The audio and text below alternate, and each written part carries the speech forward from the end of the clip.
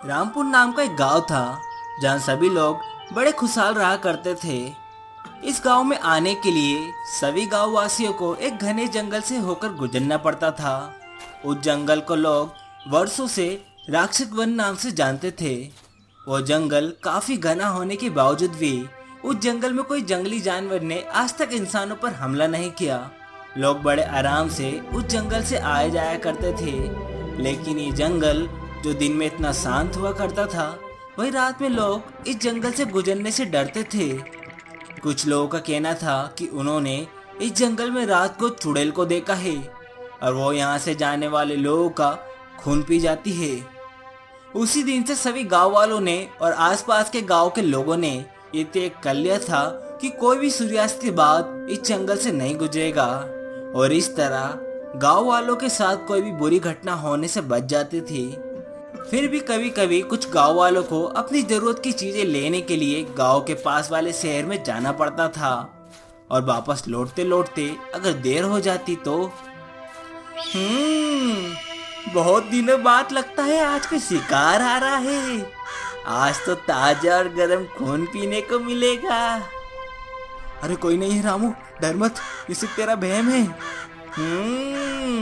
नहीं नहीं नहीं, सही कह रहा है तू। अब तू इस दुनिया में नहीं नहीं नहीं, मुझे माफ कर दो चुड़ैल जी। अरे ओ सुंदर इंसान, माफ नहीं, आज तो तुझे साफ करना है। इसी गांव में एक रामू नाम का भोला भाला इंसान रहता है। जैसा उसका नाम वैसा ही वह भोला भाला। वह इतना भोला था कि हर कोई उसे दबाने की कोशिश करता था। यहाँ तक कि उसकी शादी के बाद उसकी बीवी ने भी उसे दबाना शुरू कर दिया। अगर काम से लौटकर कभी रामू ने खाना मांग लिया तो उसकी बीवी शुरू हो जाती थी, लीला ले जल्दी से खाना लगा दे, बहुत तेज भूख लगी है। कम बकत घर में अनाज भर के गए थे क्या? अरे अभी तो राशन लाया था ना। हाँ हाँ, अभी नहीं, 6 दिन पहले लाए थे और कब लाए थे सब खत्म हो गया। अरे लेकिन खाओ क्या, इतनी मेहनत करके आता हूँ। अरे खाक मेहनत करके आते हो? मेहनत करते हो तो दिखता क्यों नहीं है तुम्हारी मेहनत का फल? अब चुप रहो तुम। मुझे चुप रहने को कह रहे हो, बस मुझे चुप ही करा सकते हो। और इस तरह बात बात पर ताना मार कर रामू को दबाए रखती थी। अपनी इस जिंदगी से रामू काफी दुखी हो गया था। वह दिन रात सोचता रहता था कि इस गरीब जिंदगी से उसे कब छुटकारा मिलेगा। एक दिन ऐसे ही वह बाहर से लौटा और जैसे ही उसने अपने घर में कदम रखा, बीवी चिल्ला पड़ी, मेरे मायके से भाई और भाभी आए थे, तुम जानबूझकर नहीं आए ना? कहीं उनकी सेवा ना करनी पड़ जाए। ऐसी बात नहीं है लीला, मैं खेतों में पानी डालने गया था। तो तुम्हें खेत के पानी की पड़ी है, मेरे भाई और भाभी की चाय पानी की नहीं। बेचारे ऐसे ही तुमसे मिले बिना चले गए। जाओ, अभी बस अड्डे पे ही पहुंचे होगे। अभी शाम हो गई है, हो सकता है बस निकल गई हो। नहीं निकली होगी, जाओ अभी के अभी जाओ, वरना आने वाले 2 दिनों के लिए तुम्हें भी कुछ नाश्ता पानी नहीं मिलेगा। अरे मेरी बात तो सुनो। क्या सुनूं? अरे मेरे भाई के खर्चे से ही कई बार हमारे घर का खर्चा चला है। अरे ढंग से कमाने लगो तो मुझे कहना ना पड़े। जाओ, मेरे भाई और भाभी को मिलकर आओ। ठीक है, जाता हूँ। अपनी बीवी की बकबक सुनकर रामू तंग आ गया था। सोचा घर में इसकी बातें सुनने से अच्छा है उसके भाई भाभी को ही मिलकर आ जाता हो। मगर घर से ही निकलकर उसको याद आता है कि पैसे तो घर से लाना ही भूल गया, बस अड्डे तक कैसे जाएगा। और वह यह सोचकर वह उल्टे पांव घर लौट आता है तो देखता है कि उसकी बीवी अपनी पड़ोसन से कह रही है, क्या बताऊं कमला, मैं तो इस रामू से तंग आ गई हूँ। क्यों, अब क्या हुआ? इनकी कमाई धमाई कुछ है ही नहीं, इसलिए अपने रिश्तेदारों से रिश्ता बनाए रखती हो। काश इनकी कमाई ठीक से चलती, रहने को ढंग का घर होता, हम भी एक दूसरे को प्यार करके सुखी जीवन जीते। मैंने है ना जानबूझकर रामू को अपने भाई और भाभी से मिलने भेजा है। देखना, लौटते हुए जब उन्हें रात हो जाएगी तब मैं चुड़ैल बनकर जाऊंगी और इन्हें ऐसा डराऊंगी दोबारा मेरे सामने जुबान नहीं चलाएंगे।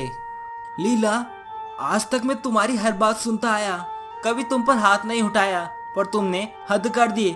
आज अगर तुम डायन बनकर मेरे सामने आई तो मैं तुम्हारी कस के पिटाई कर दूंगा और बाद में अगर तुमने अपने भाई भाभी या मायके वालों से शिकायत की तो मैं मुकर जाऊंगा कि मैंने तो डायन समझ के पीटा था। आओ, आज तुम्हारी खेल नहीं।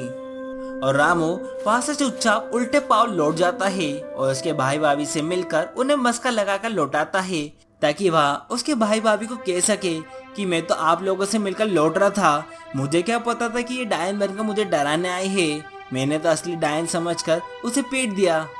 और जैसे ही वह राक्षस बन के जंगल में पहुंचता है, अचानक उसे जोर जोर से हंसने की आवाजें आती है।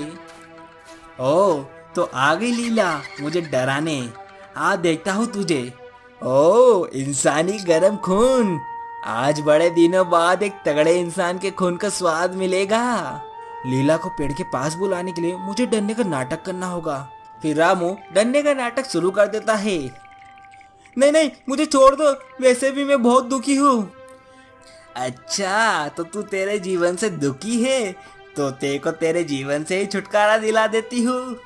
खून पिएगी मेरा, पी ले पी ले, बरसों का बदला लेना है तुझसे, रोज खून पी पी कर अधमरा कर दिया है, आज मैं तेरा खून पीऊंगा। रामू चुड़ैल को अपनी बीवी समझकर उसको तड़ातड़ पीटता गया। वो खुद को छोड़ देने के लिए चीखती रही, लेकिन इतने दिनों का बीवी का गुस्सा आज ज्वाला बन के फूटा था। तभी अचानक उसका ध्यान जाता है, एक तरफ से उसकी बीवी डायन का मेकअप करके आती है, लेकिन उसने अपने आप को ऐसा बनाया था कि उसको देखने पर समझ आ रहा था कि ये तो लीला है। ये देखकर रामू चौंकता है, अगर ये मेरी बीवी आ रही है तो मैं जब से किसको मार रहा हूँ। और जैसे ही उसे समझ में आता है कि ये तो असली चुड़ैल है, उसकी बत्ती गोल हो जाती है। वो डर के मारे थर थर कांपने लगता है। चुड़ैल उसको कांपता हुआ देख कहती है, मुझे माफ कर दो, गांव वाले इतना गुस्से में मत कांपो कि मैं तुम्हारे गुस्से का और शिकार हो जाऊं। ये तो मेरे डर को गुस्से से कांपता समझ रही है, अगर इसे पता चल गया कि मैं डर गया हूँ तो ये तो मेरा खून पी जाएगी, इसलिए मुझे इसके सामने नाटक करना पड़ेगा। यही अच्छा मौका है इसे इस जंगल से भगाने का, अब तो मैं इसे भगा कर ही रहूंगा। शिकार तो तुझे होना पड़ेगा, आज तक तूने बहुत शिकार किया है ना, अब तुझे पता चलेगा शिकार होने पर कैसा लगता है। नहीं नहीं नहीं नहीं गाँव वाले छोड़ दो, मुझे छोड़ दो, तुम जो कहोगे मैं वही करूंगी, मुझे छोड़ दो। क्या करेगी चुड़ैल, खून पीने और लोगों को डराने के अलावा तू कर ही क्या सकती है। मैं कुछ भी कर सकती हूँ तुम्हारे लिए, धन दौलत घर बार रुपए पैसे में सब कुछ दे सकती हूँ तुम्हें। ये सुनते ही रामू को लगा, जब वो रोज भगवान से मांगता था कि मेरी गरीबी दूर करके मुझे सुखी कर दो, लगता है भगवान ने मुझे मौका दे ही दिया। और वैसे भी लीला मुझे कहती थी कि मेरे पास अगर सब कुछ होता तो हमें रिश्तेदारों के सामने झुकना ना पड़ता, फिर हम सुखी जिंदगी जी सकते थे। और बिना एक पल गवाए कहता है, तो फिर मेरी 3 इच्छाएं पूरी करो। पहली, मेरे लिए एक बड़ा सा घर बना दो। दूसरी, अब इसमें इतनी दौलत भर दो कि मेरे मरने तक मुझे धन की कमी ना हो। और तीसरी, कि राक्षस बनकर जंगल छोड़कर कहीं और चली जाओ, मेरे गांव को अपने डर से मुक्त कर। और इस तरह उस जंगल से निकलने वाले हर एक गाँव वासियों को उस चुड़ैल से हमेशा के लिए छुटकारा मिल जाता है। वो चुड़ैल हमेशा के लिए राक्षस बन को छोड़कर चली जाती है। और इसके बाद रामू जब घर पहुंचता है तो वो देखता है कि उसका घर एक बहुत बड़ा घर बन चुका है और उसकी बीवी घर के दरवाजे पर एक आरती की थाली लिए खड़ी है उसके स्वागत के लिए। और इसके बाद से रामू और लीला दोनों एक साथ सुखी जीवन जीने लगे।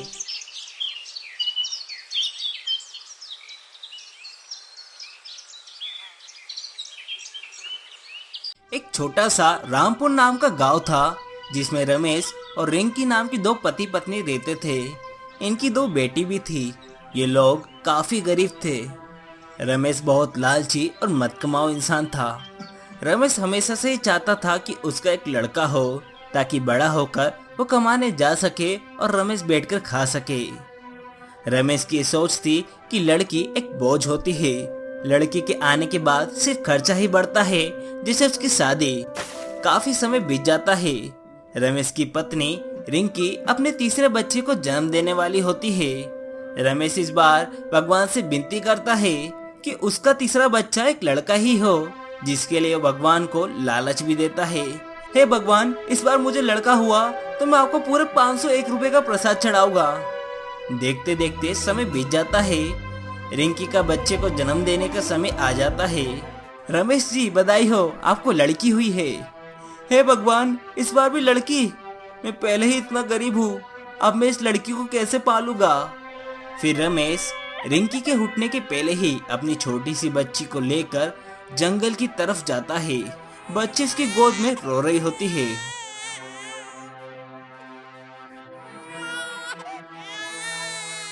मैं जानता हूँ बेटी, मैं तुझे तेरी माँ से अलग कर रहा हूँ, लेकिन मैं क्या करूँ, मेरे पास इसके अलावा कोई रास्ता नहीं है। रमेश को अपनी बच्ची पर दया तो आती है, लेकिन रमेश के मत कमाऊ होने की वजह से वो काफी गरीब था, इसलिए वो अपनी इस बच्ची का पालन पोषण नहीं कर पाएगा। ये सोचकर वो इस बच्ची को वहीं पेड़ के नीचे रखकर वापस गांव चले जाता है। रिंकी के होश में आने के बाद वो अपने बच्चे का पूछती है, तो रमेश उसको झूठ बोल देता है कि उनका बच्चा नहीं बच पाया। वहीं दूसरी तरफ वो छोटी सी बच्ची जंगल में अकेले जोर जोर से रो रही थी। बच्ची की रोने की आवाज सुनकर उस पेड़ पर रहने वाली चुड़ैल जाग जाती है। कौन है ये जो इतनी जोर जोर से रो रहा है? चुड़ैल पेड़ से नीचे उतरती है और देखती है, अरे ये तो एक इंसान की बच्ची दिख रही है।